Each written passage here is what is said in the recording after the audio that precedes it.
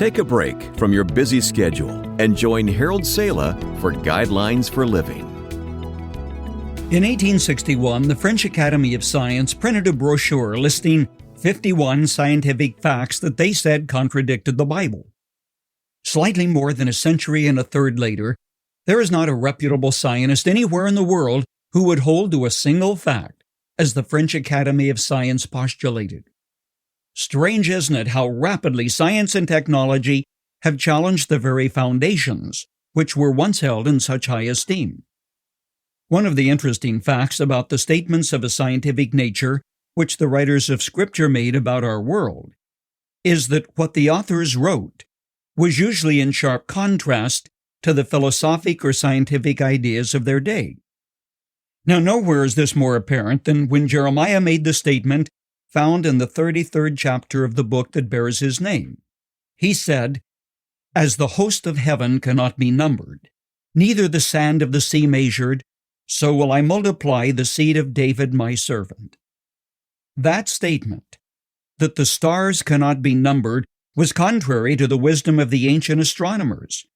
But ultimately, science demonstrated how right Jeremiah was.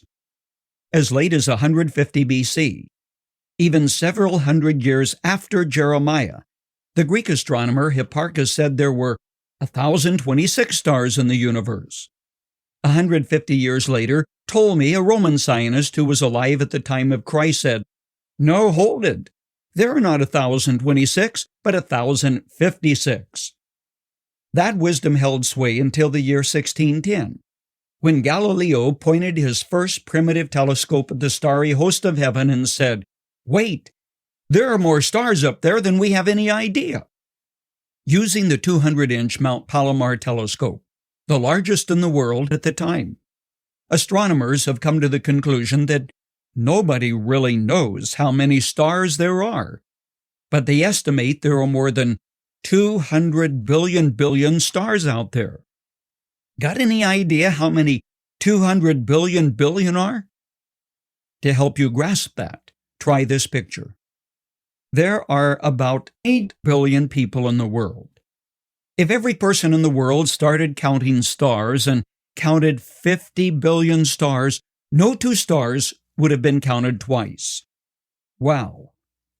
Who told Jeremiah that the stars were without number? Obviously, he didn't learn that from the scientific thought of his day, nor did he learn it from the ancient astrologers. Jeremiah's insights could have only come from God.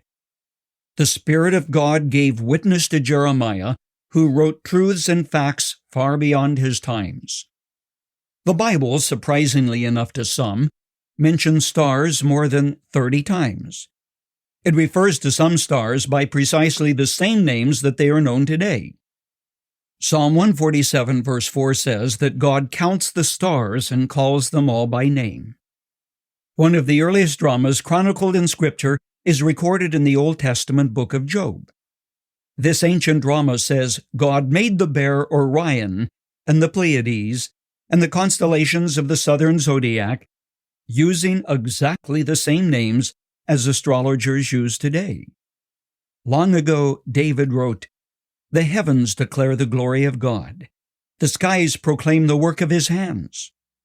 Psalm 33:6 says candidly, "By the word of the Lord were the heavens made." The next time you look upward on a dark night and marvel at the starry hosts of heaven, start counting and remember what Jeremiah said.